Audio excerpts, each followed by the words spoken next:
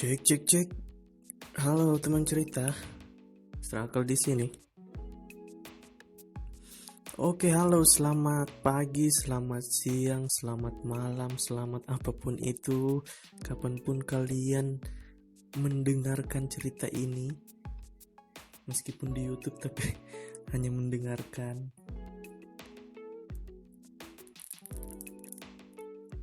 Tapi nggak masalah kan teman-teman. Oke, bagaimana kabarnya kalian semua? Semoga kalian baik-baik saja, kesehatannya baik-baik saja. Walaupun ada yang sakit, semoga lekas sembuh. Semoga kondisi perekonomiannya baik-baik saja. Kalau yang nggak baik-baik saja seperti saya, semoga segera baik-baik saja. Gila. Ini kita ada di masa-masa yang sangat sulit menurut saya ya. Karena saya sendiri mengalami.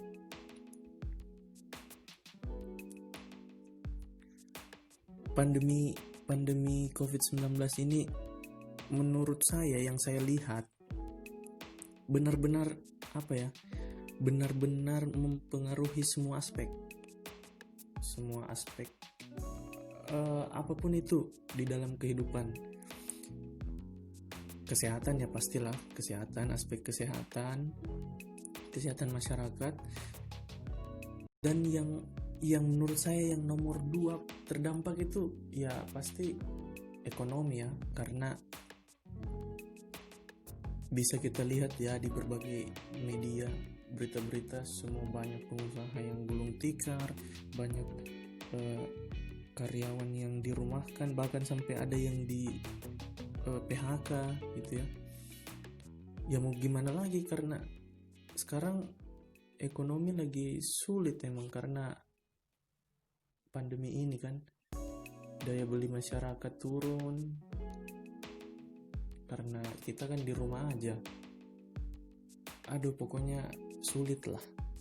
Saya pribadi mengalami juga dampak ekonominya dari pandemi ini. Tapi no problem, kita menghadapi dampaknya ini, tapi kita harus terus mencari peluang di tempat lain untuk mendapatkan penghasilan. Ya, keep fighting. Oke, nah berhubung dengan kondisi seperti ini, kali ini saya mau cerita sedikit nih. Kebetulan beberapa hari ini sering sharing sama teman-teman. Ada pelaku usaha juga, ada karyawan juga, ada UMKM yang terdampak sama COVID-19 ini. Jadi akhirnya saya mau bercerita tentang pasti di antara teman-teman yang mendengarkan cerita saya, karena kalian kan teman cerita, oke? Ada yang terkena dampak langsung, misalnya kalian karyawan terus dirumahkan gitu, atau yang pengusaha, yang UMKM usahanya agak drop, bahkan ada yang sampai gulung tikar. Nah, kali ini saya mau sharing hasil sharing saya dengan teman-teman. Jadi saya mau berbagi di sini hasil sharing saya dengan teman-teman. Gimana sih bagusnya?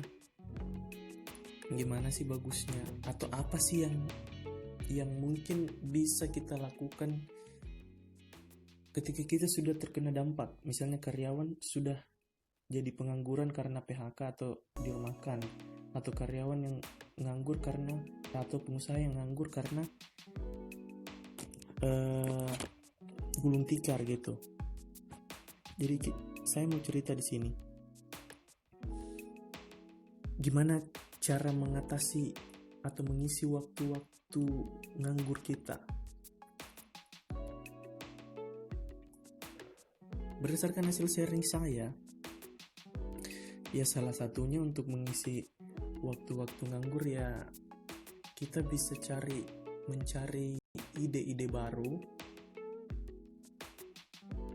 Misalnya ya, teman-teman yang karyawan, kita bisa cari-cari ide.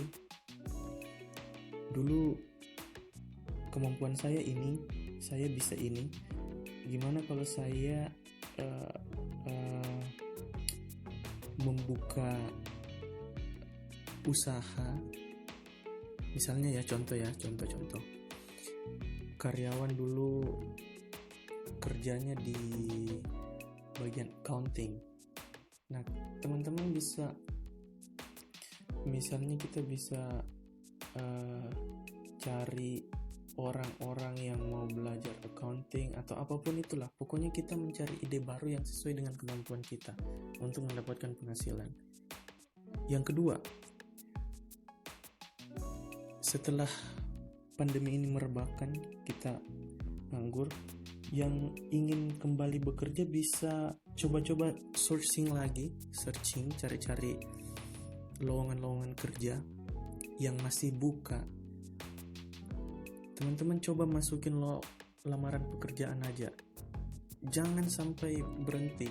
Kalau teman-teman masih mau jadi karyawan ya, jangan sampai berhenti sampai kalian dapat. Karena yang saya lihat-lihat ya, masih ada sektor-sektor tertentu yang eksis di tengah pandemi ini. Jadi mereka pasti butuh karyawan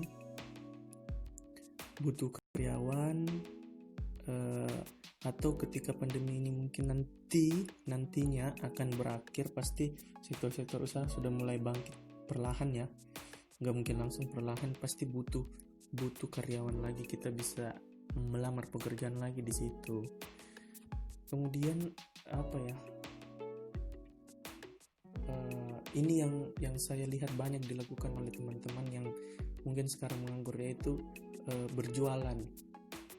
Apapun itu jualannya, mau jualan masker, tapi jangan ditimbun juga ya, karena banyak berita-berita yang saya dengar bahwa banyak orang yang timbun masker akhirnya rugi kan. Jualan masker atau jualan makanan dari rumah dijual secara online, atau apapun itu usaha, jualan-jualan yang bisa kita lakukan yang sesuai dengan kemampuan kita ya. Karena banyak teman-teman saya yang nganggur masak makanan di rumah, kemudian dipost di media sosial, terus banyak yang beli ya seperti itulah. Kemudian yang keempat, kita bisa selama masa nganggur menambah ilmu. Misalnya kita bisa ikut pelatihan secara online atau melatih kemampuan sendiri secara autodidak. Misalnya di YouTube kan banyak tuh tutorial atau apa. Misalnya kita ingin pintar editing, ya kita belajar di YouTube, memperdalam itu sehingga mungkin nanti kita bisa edit video atau apapun itu. Pokoknya kita menambah ilmu lagi sehingga nanti pandemi ini segera berakhir, ada something lah yang kita buat untuk diri kita. Sebenarnya banyak sih yang bisa kita lakukan selama masa pandemi, tapi itu tadi yang menurut saya paling apa ya, paling relevan yang bisa kita lakukan di masa-masa nganggur kita. Untuk teman-teman yang nganggur ya, yang nganggur karena terdampak COVID-19 ini.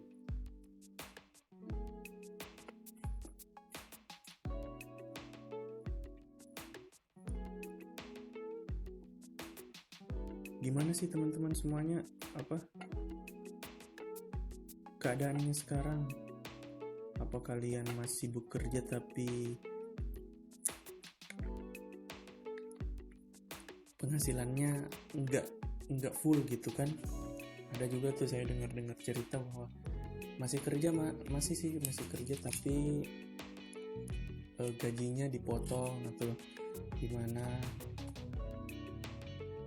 sulit juga ya masa-masa seperti ini. Tapi semoga masa-masa pandemi ini yang benar-benar gila-gilaan COVID-19 ini, semoga cepat berakhir. Apapun omongan-omongan di luar ya, karena di luar sana masih banyak omongan virus ini konspirasi lah, dibuat lah, atau apapun itu.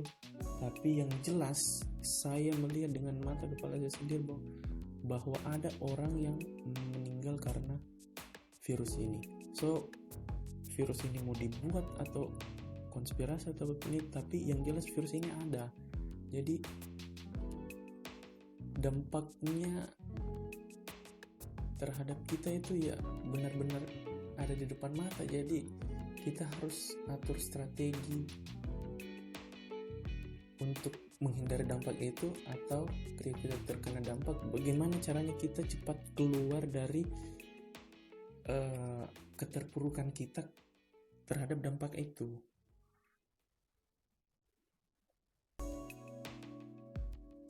Jadi bagi teman-teman semuanya, ini cerita saya karena ini yang ada keresahan di dalam diri saya, karena saya juga mengalami hal yang serupa. Maksudnya saya terdampak juga, baik secara ekonomi, kesehatan juga terganggu karena pikiran kan terganggu kan. Kita takut ini sampai imun kita bisa down. Jadi kita bisa sakit seperti itu. So bagi teman-teman semuanya, semoga kalian yang mendengar cerita saya ini, keresahan saya ini, cerita saya ini bisa berguna bagi teman-teman semuanya. Yang tadi saya sampaikan, 5 poin tadi. Kalau kita nganggur karena terkena dampak COVID-19 ini, ya pertama ya kita mencari ide baru. Kedua, mulai lagi melamar pekerjaan di perusahaan-perusahaan yang masih eksis sekarang, atau perusahaan-perusahaan yang masih akan mau bangkit setelah pandemi ini berakhir. Yang ketiga, membuka usaha, semacam usaha kecil-kecilan, jualan online dari rumah. Yang keempat, meningkatkan kemampuan diri, menambah ilmu baru melalui yang pastinya secara online ya. Yang kelima, kita belajar hal-hal yang baru lah. Itu aja sih yang poin-poinnya yang bisa saya sharingkan. Untuk teman-teman semuanya, jangan lupa tetap jaga kesehatan.